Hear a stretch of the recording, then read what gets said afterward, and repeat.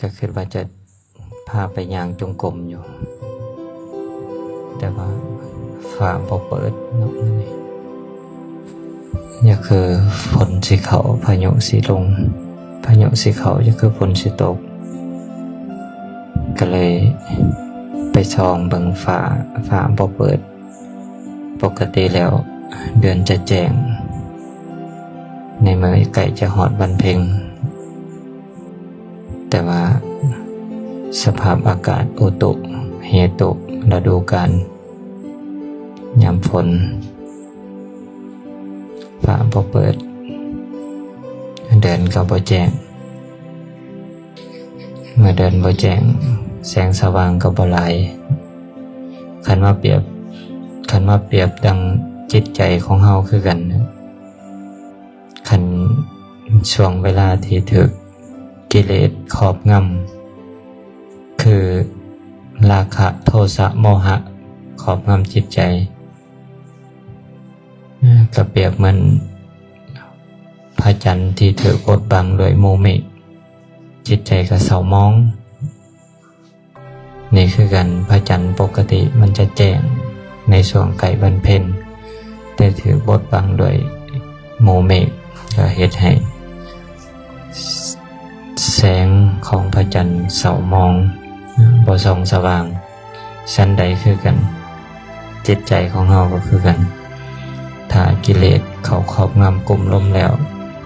ก็จะเศร้าหมองเพราะฉะนั้นเพิ่นจึงเอิ้นชื่อของกิเลสว่าเป็นเครื่องเศร้าหมองเครื่องเศร้าหมองแห่งจิตแห่งใจเอิ้นว่ากิเลสเครื่องเศร้าหมองดังนั้นเมื่อกิเลสครอบงำจิตใจของเราทั้งหลายอยู่มีราคะโทสะโมหะทิฏฐิมานะตัณหาอุปาทานเป็นต้นเอิ้นว่าเครื่องเศร้าหมองทั้งเบิดจึงเฮ็ดให้จิตใจกระสับกระส่ายกระวนกระวายเป็นทุกข์ในกองสังขารทั้งปวงนี่แหละเป็นทุกข์อย่างนั้นเป็นทุกข์ในอุปาทานขันธ์รูปเวทนาสัญญาสังขารวิญญาณเมื่อปุถุชนที่ได้สดับในธรรมจังเข้าใจว่าจังหูเห็นว่าโอ้เป็นทุกข์เพราะกิเลสโอ้เป็นทุกข์เพราะอุปาทานขันธ์ทั้งห้าอันนี้คือปุถุชนผู้ใดสดับในธรรมก็ย่อมมีความเข้าใจมีความรู้แต่ถ้าเป็นปุถุชนผู้บ่ได้สดับในธรรมเมื่อเกิดความทุกข์เกิดขึ้นในจิตในใจเขาก็รู้อยู่ว่ามันทุกข์แต่ว่าบ่รู้ว่าทุกข์ย้อนหยังบ่ได้ซาวเข้าไปทางเบิดว่าทุกข์ย้อนชาติทุกข์ย้อนชราทุกข์ย้อนมรณะทุกข์ย้อนโศกปริเทวะทุกข์ย้อนความพัดภาคทุกข์ย้อนความปรารถนาแล้วบ่ได้สมปรารถนานี่ข้าเจ้าบ่ได้สดับในธรรมก็บ่เข้าใจทุกข์แต่ว่ามันบ่ได้ดังใจนี่นะถ้ามันได้ดังใจก็เบาบางลงในจักหน่อยก็เลยแล่นหาวิ่งเต้นทะเยอทะยานปากกัดตีนถีบบาแบกลังโนนหาเพื่อให้ได้ดังใจแต่มันก็ได้บ่สิ้นสุดจักเทื่อแล่นไปตลอดบ่มีที่สิ้นสุดเปรียบเหมือนมหาสมุทรยังมีเปรียบเหมือนทะเลเปรียบเหมือนมหาสมุทรยังมีฝั่งว่าทะเลฝั่งนี้มันติดกับทางนี้ฝั่งนั้นมันติดกับนั้นยังพอสามารถที่จะฮู้กำหนดเขตแดนแต่ว่าจิตใจของเราตัณหาความทะยานอยากราคะความกำหนัด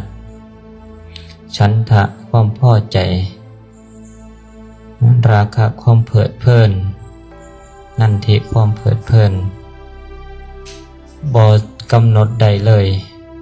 ว่ามันอยู่บนใดฝั่งแดนของมันอยู่บนใด มันกำหนดบ่ได้แม่นำว่าใหญ่เพิ่นจะบอกว่านัตถิตัณหาสมานาทีแม่นำเสมอโดยตัณหามันบ่มีเขตแดนบ่มีเครื่องวัดบ่มีมาตราส่วนที่จะวัดว่ามีหน่อยมีหลายซำใดจำกัดความบ่ได้โหแต่ว่ามันบ่พอ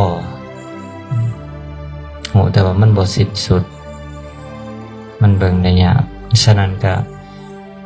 ชุดกระสากลากจูงเอาสรรพสัตว์แล่นเลาะไปในสังสารวัฏแต่ว่าเมื่อองค์สมเด็จพระสัมมาสัมพุทธเจ้าได้ตรัสรู้อนุตตรสัมโพธิญาณแล้วก็ประกาศบอกธรรมอันเป็นไปเพื่อความหลุดพ้นธรรมอันเป็นไปเพื่อความสิ้นสุดธรรมอันเป็นไปเพื่อความเบื่อหน่ายเพื่อความคลายกำหนัดเพื่อออกจากสังสารวัฏออกจากทุกข์ทั้งปวงฉะนั้นเฮาทั้งหลายคณะครูบาอาจารย์ก็ดีพ่อค้าแม่ค้าก็ดีจึงได้ทำการสอบแสวงหาตามหลักธรรมคำสอนขององค์ชินวรสัมมาสัมพุทธเจ้าแสวงหาทางพ้นทุกข์แสวงหาหนทางดับทุกข์เมื่อเฮาเห็นทุกข์ทั้งหลายแล้วว่าชาติเกิดเป็นทุกข์ชราก็เป็นทุกข์มรณะก็เป็นทุกข์เข้าทั้งหลายนี่ถือครอบงำแล้วยังลงแล้วด้วยชราด้วยชาติชรามรณะโสกปริเทวะความผัดผะทั้งหลายทั้งปวงจากอันของเป็นเทหะความบ่ได้ดังอกดังใจนี่เฮาถือครอบงำโดยสิ่งเหล่านี้แล้วจึงสอกหาทางออกตามหลักธรรมคำสอนจึงว่าอัปเปวะนามิมัสสะเกวรัสสะทุกขขันธัสสะอันตะกิริยาปัญญาเยธาติเฮ็ดจังไดเฮาสิทำจังไดการกระทำที่สุดแห่งกองทุกข์ทั้งหมดนี้จึงจะปรากฏแจ้งแก่เฮาได้เฮาสิเฮ็ดจังไดจึงจะปรากฏได้นี่คือการดิ้นหาทางออกสอบแสวงหาทางออกเพิ่นจังบอกไปต่อว่าจิระภรินิพุตตัมปิตังภคะวันตังอุทิศอรหันตังสัมมาสัมพุทธังเฮาทั้งหลายนี่อุทิศเฉพาะพระผู้มีพระภาคบูชาพระผู้มีพระภาคบำเพ็ญอุทิศแด่เพิ่นผู้เป็นศาสดาผู้สั่งสอนวินัยสัตว์ซึ่งเป็นผู้ไกลจากกิเลสเพิ่นตัดสหูแล้วตัดสหูสอบแล้วโดยพระปัญญาโดยพระองค์เองชำระกิเลสหายทลายกิเลสมุนเป็นผู้หมดจดบริสุทธิ์บริบูรณ์แล้วสว่างไสวแล้วบ่มีกิเลสมาบดบังดวงจิตดวงใจบ่มีทิฏฐิมานะอุปาทานอวิชชามาบดบังจิตใจแล้วสว่างไสวแล้วพระองค์นั้นเฮาจึงออกบวชออกจากเฮือนบัดออกจากเฮือนจากศาลมาศรัทธาอาคารัสมาอนาคาริยังปปัสสิตามีศรัทธาออกบวชจากเฮือนบ่เกี่ยวของด้วยเฮือนมาอยู่วัดอยู่แนวนี้นะฝึกฝนตนเองบ่ได้อยู่ในเฮือนบ่ได้ครองในคฤหัสถ์ประพฤติอยู่ในพรหมจรรย์ในพรหมจรรย์ตามแนวทางของพระสัมมาสัมพุทธเจ้าพระองค์นั้นที่ถึงพร้อมด้วยสิกขาและธรรมที่เพิ่นแสดงแล้วเป็นเครื่องเลี้ยงชีวิตของภิกขุสามเณรทั้งหลายพ่อค้าแม่ค้าทั้งหลายเห็นบ่ฉะนั้นจึงในบทท้ายจึงบอกว่าขอให้พรหมจรรย์ของเราทั้งหลายนี้จงเป็นไปเพื่อการทำที่สุดแห่งกองทุกข์ทั้งหมดนี้เถิดการกระทำเช่นนี้ชื่อว่าการกระทำแบบนี้การอยู่แบบนี้ตามองค์สมเด็จพระสัมมาสัมพุทธเจ้านี่จะเป็นไปเพื่อการกระทำที่สุดแห่งทุกข์ทั้งปวงเห็นบ่อุบาสกอุบาสิกาคือกันนะพอออกเนี่ยออกคือกันผู้ถึงแล้วซึ่งพระผู้มีพระภาคถึงแม้ว่าเพิ่นสิดับขันธ์ปรินิพพานไปนานแล้วก็ตามขอเอาพระผู้มีพระภาคเป็นชรณะถึงพร้อมด้วยพระธรรมถึงพร้อมด้วยพระสงฆ์เห็นบ่ธรรมันจะสังขันจะ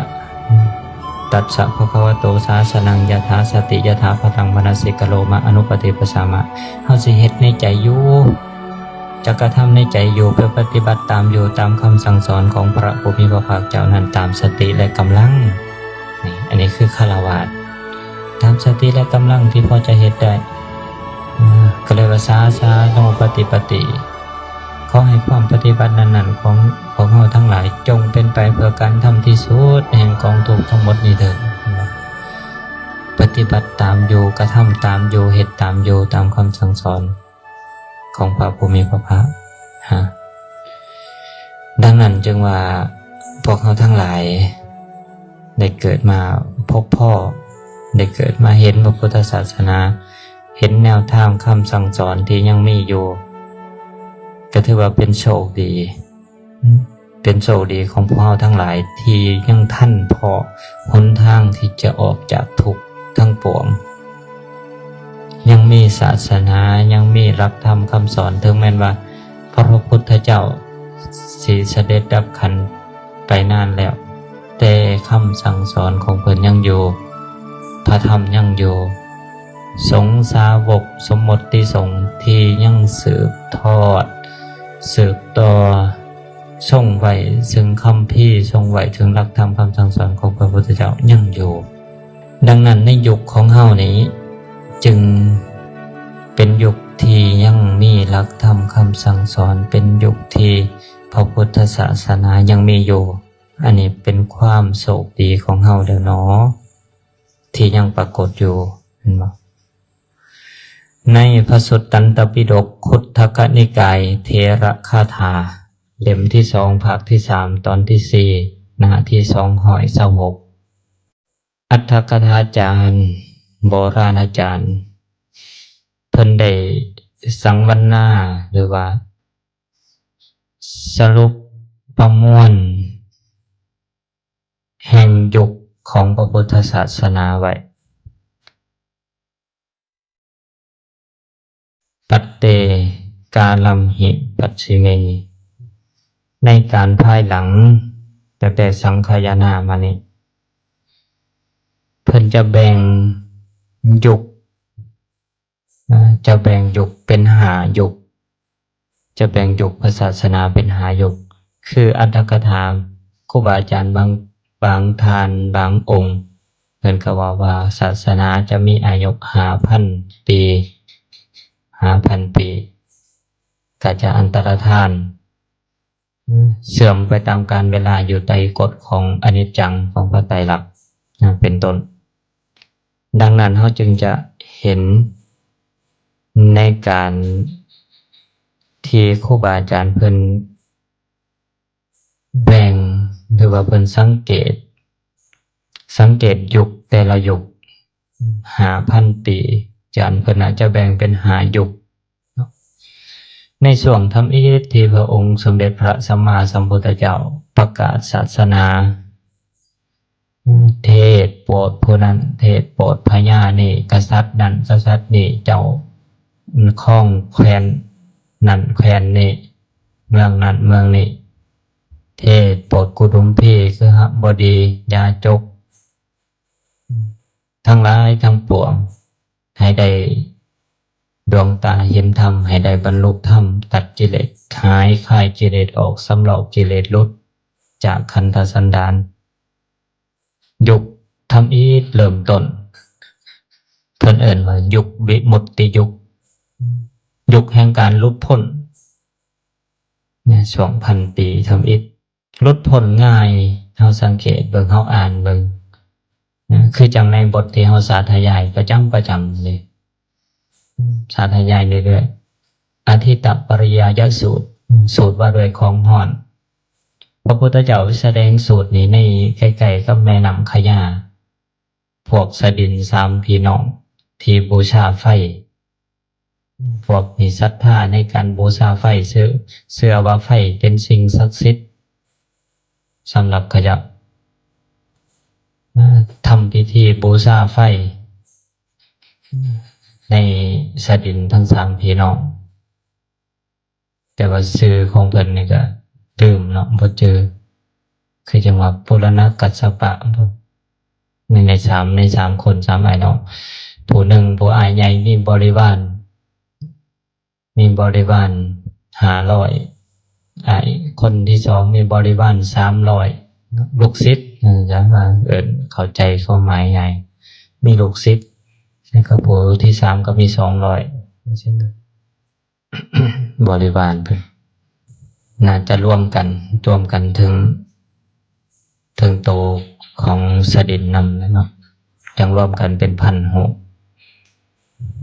เพิ่นก็ว่าสิ่งทั้งปวงเป็นของฮ้อนเนาะอหยังคือสิ่งทั้งปวงเป็นของฮ้อนตาเป็นของฮ้อนจักขุตาเป็นของฮ้อนหูเป็นของฮ้อนเห็นบ่จักขุสัมผัสคือสัมผัสทางตาเป็นของฮ้อนเฮาสาธยายอยู่ฮ้อนเพราะสิ่งใดฮ้อนเพราะราคะคิโทสะคิโมหะคิฮ้อนเพราะไฟคือราคะคือโทสะคือโมหะฮ้อนเพราะไฟคือความเกิดความแก่และความตายความเศร้าโศกนะมันเป็นของฮ้อนเมื่อเห็นตามเป็นจริงก็เบื่อหน่ายคลายกำหนัดว่านั้นเมื่อธรรมเทศนาขององค์สมเด็จพระสัมมาสัมพุทธเจ้าจบลงภิกขุ1,600ก็ได้ดวงตาเห็นธรรมเลยคลายความยึดมั่นถือมั่นกิเลสอาสวะทั้งปวงสิ้นไปเป็นพันเถื่อเดียวเป็นเทศนาบ่ดลเนาะกัจจางเฮาสาธยายก็บ่ดลเฮาแห่งสาธยายถึงบาลีพร้อมถึงคำแปลพร้อมเพิ่นยังเว้าแต่ภาษาบาลีนะตะกี้คงเป็นภาษาเพิ่นภาษาอินเดียโบราณภาษามคธภาษาเพิ่นก็เจ้าฟังก็เข้าใจกันเนาะเว้าภาษาอันนั้นแต่ว่าเฮาต้องมาแปลเป็นภาษาลาวจังเข้าใจคันว่าราคะคิโทสะคิโมหะคิเฮาก็บ่ฮู้แหละคันว่าไฟคือราคะไฟคือโทสะไฟคือโมหะสิไฟก็คือของร้อนจังซี่อธิบายขยายความอีกเฮาก็จังเข้าใจนั่นดังนั้นเพิ่นไปเทศคือจังเทศให้พายะพายุจริยะฟังจังซี่นะเห็นสักแต่ว่าเห็นได้ยินสักแต่ว่าได้ยินน้อยเดียวถึงบรรลุธรรมในยุคนั้นยุควิมุตติยุคมันผ่านมาแล้วเฮานี่ซาทยายจนปากเปียกจนดินลาเด่นจนลายังบ่บรรลุอยู่อ่านจบแล้วก็ยังบ่บรรลุอยู่เพิ่นน่ะโอ้ยมันสาธยายเด็กน้อยเว้าเด็กน้อยให้ฟังเด็กน้อยก็ว่าเฮ้ยดวงตาเห็นธรรมแล้วศาสตร์สิ้นแล้วพรหมจรรย์อยู่จบแล้วยุคของเพิ่นบารมีเพิ่นสร้างสมอบรมไว้อย่างเต็มเปี่ยมเอิ้นว่าวิมุตติยุคแต่ให้เพิ่นเริ่มสั่งสอนมา1,000 ปีเห็นบ่เมื่อวิมุตติยุคสิ้นไปเมื่อวิมุตติยุคนั้นอันตรธานไปยุคที่สองก็มาสู่สมาธิยุคมันยุคแห่งการหลุดพ้นโดยสมาธิยุคที่สองคืออะไรเริ่มแต่1,000 ปีที่สองนี่แหละมาเนาะคันแม่นแบ่งกันช่วง1,000 ปีก็ได้แนวแบ่งเป็น5 ยุคช่วง1,000 ปีที่สองมาในการฟังเทศน์ฟังธรรมแล้วสิบรรลุนี่ก็ยากแล้วคืออย่างสุมเราฟังนี่แหละฟังเท่าไรก็ยังกิเลสก็ยังบ่เบิดบ่สิ้นไปเฮ็ดจังได๋มีสมาธิยกแห่งการเฮ็ดสมาธิภาวนา1,000 ปีที่สองของเราใน2,568 ปีของพระพุทธศาสนานับตั้งแต่พระพุทธเจ้าทรงดับขันธปรินิพพานไล่มาฮอดปัจจุบันใน2,568จังซี่นะยุค2,000ยุคของสมาธิยุคเพิ่นว่าเฮาก็ได้เคยได้ยินประวัติครูบาอาจารย์ก่อนหน้าเฮาหลวงปู่ชาหลวงปู่หมั่นหลวงปู่สมเด็จรุ่นเป็นอาจารย์ครูบาอาจารย์ทางฝั่งเฮาก็ได้กรรมฐานฝั่งเฮาเพิ่นเอิ้นกรรมฐานที่อยู่บำเพ็ญสมณธรรมหลายองค์ล้วนแล้วแต่เฮ็ดสมาธินะยุคของการกระทำสมาธิจนได้มรรคได้ผลเชื่อว่าเป็นพระอรหันต์พุ่นเลยเนาะแต่ละยุคหลวงตาต่างๆหลวงตาบัวหลวงตาต่างๆที่ เพิ่นยกย่องกันหลวงปู่เสาหลวงปู่ซ่าหลวงปู่มันที่เพิ่นยกย่องกันในยุคที่สองยุคสมาธิยุคก็ล้วนแล้วแต่ออกป่าออกลงเดินธุดงค์จาริกไปหาที่สงบสงัดวิ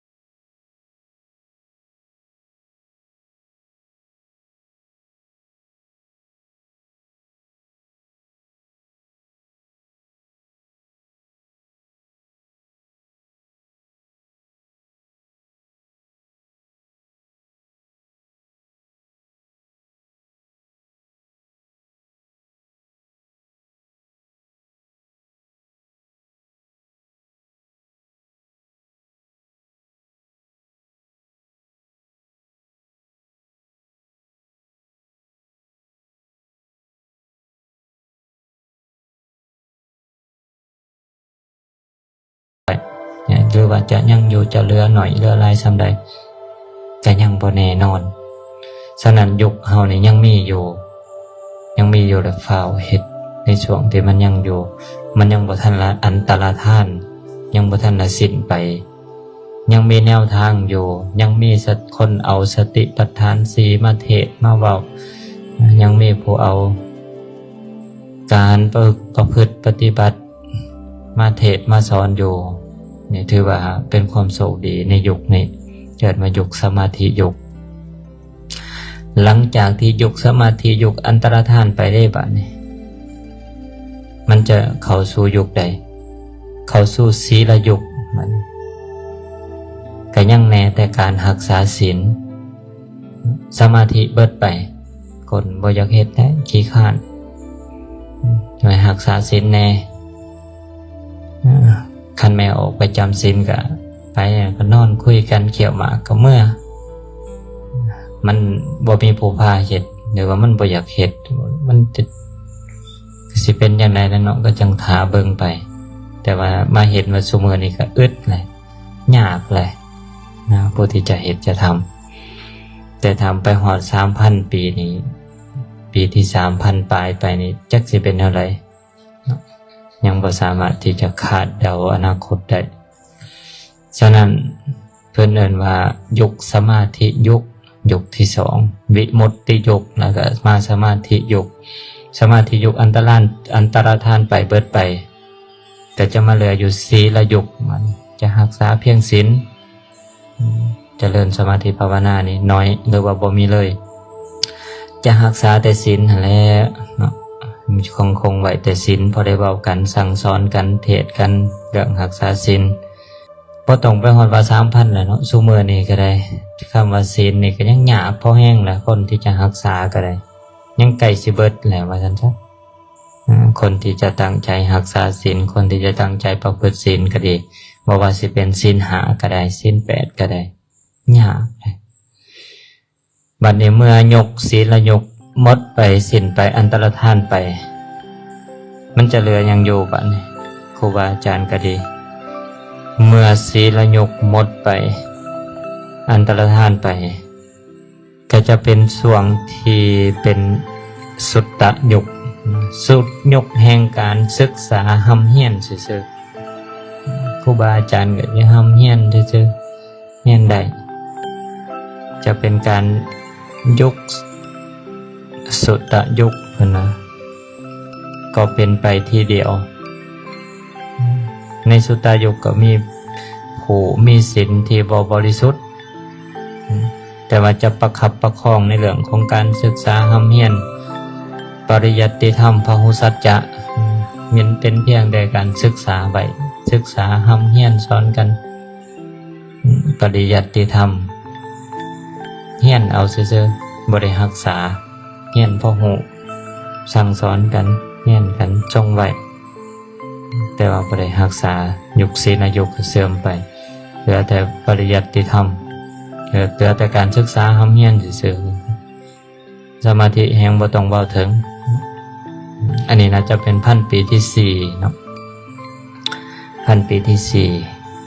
นั่นว่าสุตตะยุคพอได้แต่เฮียนโหและบัดนี้พันปีที่ห้ายุคสุดท้ายจะเป็นทานยุคเมื่อสุตตะก็เสื่อมไปหลักธรรมคำสอนว่าบ่มีใครสนใจอยากศึกษาหำเฮียนบ่มีใครอยากทรงไว้สุตตะเคยยะอย่างต่างๆก็ได้สุตตันตะก็ได้บ่มีใครอยากทำอยากเฮียนหลักธรรมคำสั่งสอนบ่เจริญบ่เฟื่องฟูก็ซั่นซะปล่อยปละละถิ่มไปบ่สืบทอดยุคนั้นไปอันตรธานไปก็ยังสั่งสอนกันแต่เพียงการให้ทานไปทานเว้าแต่เรื่องทานยังเหลืออยู่สุดท้ายเรื่องทานเรื่องแจกจ่ายแบ่งปันว้าวเรื่องทานนั่นแหละฮู้จักไปทานเรื่องการรักษาศีลเจริญภาวนาแห้งแล้วแห้งบ่เนาะขนาดยุคนี้เสียนะบางคน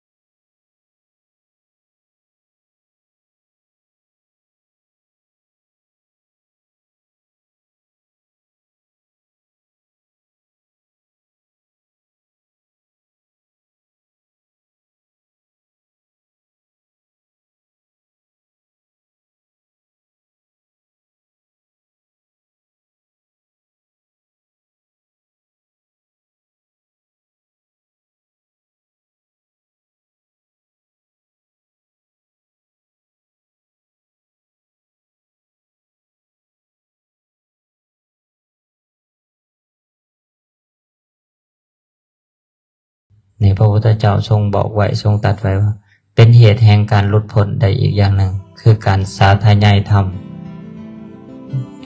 การสาธยายธรรมเท่าที่ได้ฟังหรือว่าได้ศึกษาได้หำเฮียนมาและเข้าใจในอัตในธรรมในธรรมะที่ตนสาธยายก็เป็นเหตุให้หลุดพ้นได้คือกันประการที่สี่ก็คือได้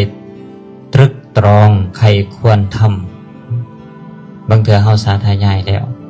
ก็มานั่งภาวนาใครควรเบิ่งสาธยายเฮาเท่าสาธยายมาเมื่อนี้เป็นจังซี่เด้สัตว์ทั้งหลายทั้งปวงจักต้องตายสัตว์ทั้งหลายมีความตายเป็นที่สุดฮอบใครควรทำอดีตเป็นสิ่งที่ผ่านไปแล้วอนาคตเป็นสิ่งที่ยังบ่มาถึงเห็นไหมปัจจุบันนี่ละโหในลมหายใจเข้าลมหายใจออกอยู่กับปัจจุบันอนาคตก็บ่เป็นบ่เผากังวลอดีตก็บ่เป็นผ่านไปแล้วปล่อยไปถิ่มไปพระไปละไปเรียกว่าเบิ่งในปัจจุบันนี่เบิ่งทุกขณะหายใจเข้าหายใจออกนี่ได้บอนมันสิเห็นกิเลสบอนมันสิเห็นจิตเห็นใจบอนมันสิเห็นของดีเฮาสังเกตตรงว่าเฮาเบิ่งได้เฮาอยู่กับปัจจุบันนี่เบิ่งอยู่กับลมหายใจนี่มื้อหนึ่งมันได้ประมาณจักนาทีคันแม่นเอามารวมกันในมื้อหนึ่ง24ชั่วโมงนี่นะเฮาสิได้อยู่บ่ชั่วโมงหนึ่งคันแม่นเอามารวมกันก็ได้ที่จะมีสติอยู่กับปัจจุบันอยู่กับลมหายใจยากอยู่ว่ายากก็คือยากบ่ได้ยากว่ามันลืมมันหลงนี่แหละอย่างเช่นมื้อหนึ่ง24ชั่วโมงนี่เฮาสิมาต่อกันอยู่ในลมหายใจนี่ได้พอชั่วโมงหนึ่งสิได้อยู่บ่ในนี่หรือว่าส่วนหลายมีแต่เพลินไปกับอดีตแน่เพลินไปกับอนาคตแน่เห็นบ่เพลินไปกับสังขารอย่างอื่นแน่ที่ปรุงแต่งขึ้นไปลืมปัจจุบันลืมอยู่กับลมนะเป็นส่วนหลายนะนี่แหละจึงว่ามันเฮ็ดได้ยากแนวนี้แหละยากจนมันลืมหลงนะสติขาดสติเห็นบ่อาจารย์สมภพเป็นจังเทศของเขาเปิดบางคำในคือสติคือความหูเมื่อในกายดิหูเมื่อในลมหายใจนี่หายใจเข้าหายใจออกเฮาบ่ลืมหลงนี่นะให้ไปว่าเฮามีสตินี่ว่าสร้างสติให้มีสติดังนั้นอันนี้เราว่ามันยากคือมันเฮ็ดแต่ยากถามว่ามันง่ายบ่ง่ายแนวใดง่ายบ่ได้ซื้อจักกีบจักบาทง่ายเบิ่งลมเบิ่งในหูดังตัวเองนี่นะไกลๆนี่จักบ่ได้อยู่ไกลบ่ได้อยู่ฝากฝาบ่ได้อยู่ผักโบหูของบ่ได้อยู่กวางอยู่ไกลอยู่ใกล้ๆนี่เมื่อเช้าก็ถึงเมื่อจับก็ถึงนี่นิพพานน่ะอยู่ในไกลๆนี่อยู่ในหูดังนี่คันสิเว้าว่าไกลก็คือไกลคันสิเว้าว่าง่ายก็คือง่ายและดังก็ดังเจ้าของลมหายใจของเจ้าของนี่นะบ่ได้แม่นของผู้อื่นจับมันสิยากอีหยังนะคันเว้าให้ง่ายก็ได้ง่ายหักยากใช่ป่ะอยู่ใกล้ๆหักคืออยู่ไกลเนี่ยมันเป็นลักษณะนี้เนาะก็ทำไปนั่นคือการใครควรทำเหตุแห่งการหลุดพ้นประการที่สี่เหตุแห่งการหลุดพ้นประการที่ห้าบัดคือการได้เล่าเรียนสมาธินิมิตอย่างใดอย่างหนึ่งก็คือการทำสมาธินั่นแหละเนาะการได้เล่าเรียนสมาธินิมิตอย่างใดอย่างหนึ่งมาด้วยดีทำไว้ในใจด้วยดีทรงไว้ด้วยดีแท่งตลอดด้วยดีด้วยปัญญาแล้วก็เข้าใจในความเป็นจริงในสัจจะเข้าใจในอัตในธรรมตามสมาธินิมิตอย่างใดอย่างหนึ่งที่ได้เหตุได้กระทำได้เราเรียนมานี่ก็เป็นการหลุดพ้นอีกอย่างหนึ่งเห็นบ่ฉะนั้นเหตุแห่งการหลุดพ้นเหตุแห่งวิมุตติหาประการหนึ่งคือได้ฟังธรรมเข้าใจในอัตในธรรมสองได้แสดงธรรมที่ได้ฟังมาได้ศึกษาได้เราเรียนมาไ แล้วเข้าใจในอัตในธรรม3คือได้สาธยายได้ฟังได้สาธยายได้ศึกษาที่เราเรียนมาและเข้าใจในสิ่งที่สาธยายนั่นก็เป็นเหตุแห่งการหลุดพ้น4ก็คือได้มาพิจารณาไขควรในอัตในธรรม5ก็คือได้เราเรียนได้ทำสมาธิเห็นบ่ได้ปะออกจากกันได้ศึกษาเราเรียนทำสมาธิมาได้เหตุสมาธินี่ล่ะจึงว่าศีลสมาธิก่อให้เกิดปัญญาและแทงตลอดในอริยสัจแทงตลอดในสัจจะความจริงเข้าใจปล่อยวางสลัดคืนจาโคคลายกำหนัดออกไปนี่แหละเหตุแห่งวิมุตติหาประการเขาจังว่าผู้ใดมักในการสร้างบารมีแบบใดก็เฮ็ดบางคนมักปฏิบัติมักสมาธิก็เฮ็ดตลอดวันตลอดคืนเฮ็ดเอาทำเอาบางคนมันเฮ็ดบ่ได้จริตมันบ่เอามักการศึกษาหำเฮียนทำบ่ว่าสิเป็นสูตรสาธยายเฮียนพระไตรปิฎกท่องจมเอาหลักธรรมจมท่องเฮียนศึกษา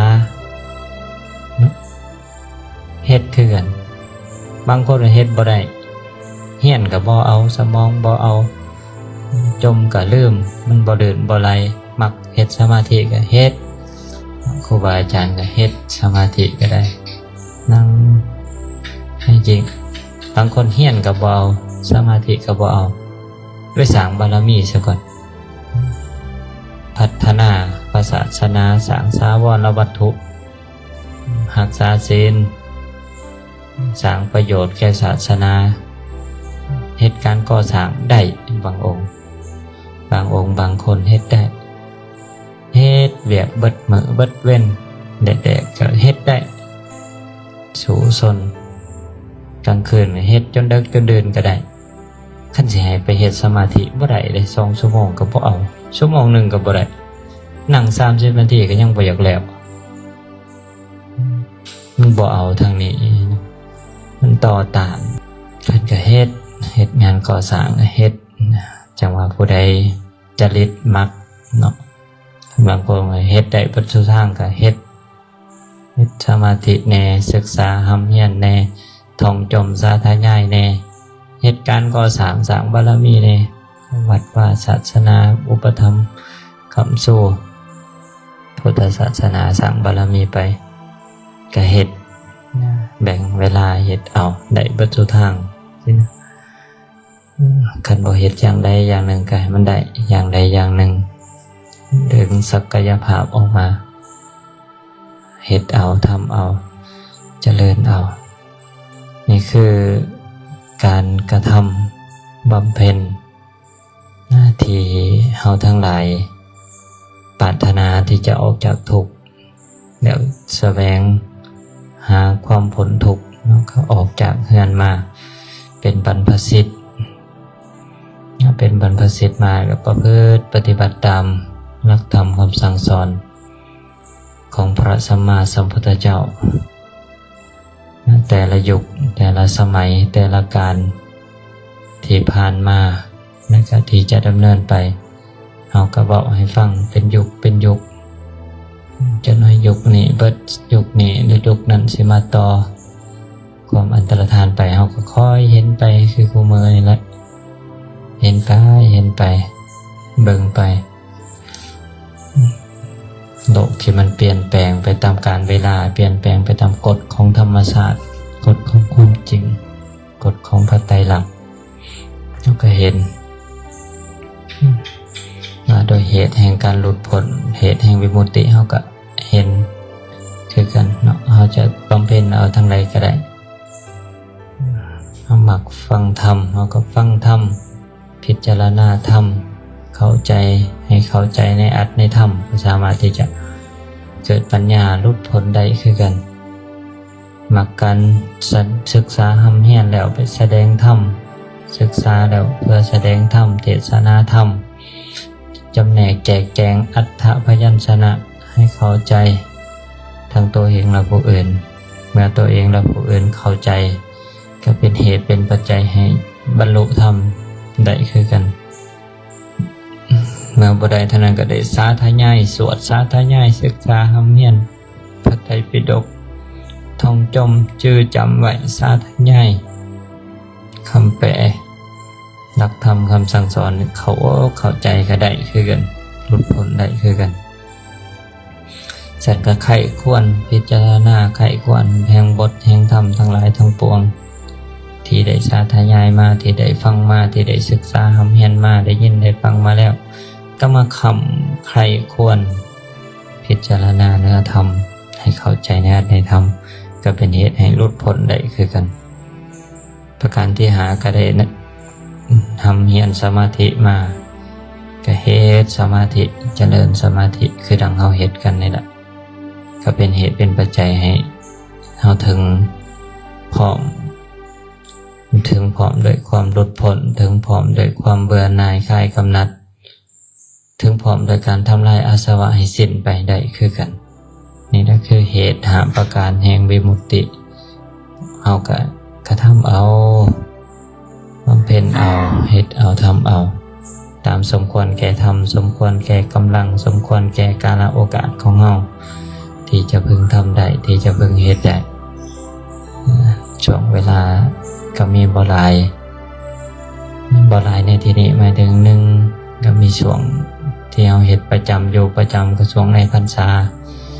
ช่วงนอกพรรษามากับกิจการงานอย่างอื่นกิจการงานสังคมก็หลายเราก็มีเวลาน้อยลงมีเวลาน้อยอันที่สองก็อายุของเราก็พากันล่วงเลยมาทุกลมหายใจทุกคำทุกมื้อนั่นคือเวลาที่เราเดินไปสู่ความดับเดินไปสู่ความสิ้นความจากเปรียบเหมือนการตั้งเวลาก็เบิดไปคำมามื้อนี้ก็เบิดไปอีกแล้วมื้อนึงตื่นขึ้นมาก็ย่างก้าวเข้ามาความตายบ่ลืมเฮามีแต่เฮามักลืมความตายลืมนั่นได้ลืมบางเทื่อเฮายังแข็งแรงอยู่ลืมบ่สิบ่ตายลืมเขาซะคิดว่าคือสิบ่ตายง่ายปานใดดอกยังแข็งแรงอยู่เฮาลืมเขาเลยได้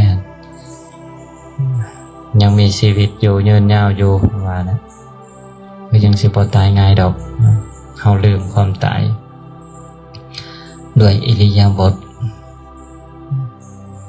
แต่ว่าความตายนั่นที่บ่ลืมเฮาเลยมันบ่ได้ลืมเฮาแม้แต่วินาทีเดียวมันก็บ่ลืมเฮาคำมันลืมยังว่าเนาะมันสิมีพัดเพี้ยนแน่ว่าบ่ตายง่ายปานใดดอกสัตว์นี่บ่ตายง่ายปานใดดอกคือสิบ่เอาไปตายดอกผู้นี้มันบ่ลืมมันลดจื้อขนาดเป็นเวลาแล้วก็ไปดับไปสูญไปสิ้นไปตามธรรมชาติตามกฎของโลกของอนิจจังของความบ่เที่ยงบ่แน่นอนของทุกขังบ่ทนได้ยากทนอยู่ได้ยากอนัตตาบ่มีอำนาจแห่งมนต์อำนาจแห่งความพิเศษใดที่จะมายับยั้งได้บ่มีอำนาจบังคับบัญชาได้เป็นไปตามธรรมชาติแตกสลายไปตามธรรมชาติเป็นกฎที่เกิดขึ้นตั้งอยู่และดับไปเป็นธรรมดาดังนั้นยังมีเวลาอยู่ก็เฮ็ดเอาทำเอาเฮ็ดให้ได้ทำให้ได้ให้ถึงพร้อมโดยความบ่ประมาทคือดังพระพุทธเจ้าเพิ่นได้ทรงประทานปัจฉิมพุทโธวาทะไว้เนาะอันตถานิภิกขเวอามันตยามิโว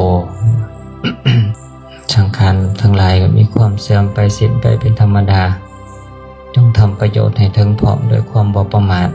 สั่งไว้พระอานนท์ พัดสิมาโอวาทขณะสุดท้ายของเพิ่นและยังได้สั่งไว้ว่าอย่าประมาทเด้อให้ทำให้ถึงพร้อมก็ทำไปให้ถึงพร้อมดังนั้นเฮายังมีอยู่ชีวิตอยู่มีลมหายใจอยู่ก็ทำเอาให้ถึงพร้อมสมควรแก่ฐานะสมควรแก่กำลังที่จะเป็นสร้างสมบารมีสร้างสมบุญกุศลเพื่อ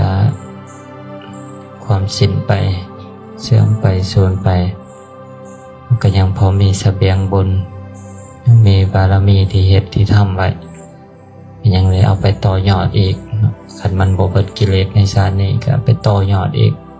มีบารมีมีแนวพันธุ์ปลูกฝังไว้เป็นเหตุเป็นปัจจัยต่อไปก็ทำอีกต่อไปก็คอยเจริญภาวนาไปเรื่อยๆจนกว่าจะสมควรแก่เวลาสมควรแก่ธรรมสมควรแก่การประพฤติปฏิบัติในแต่ละมื้อเฮ็ดไปทำไป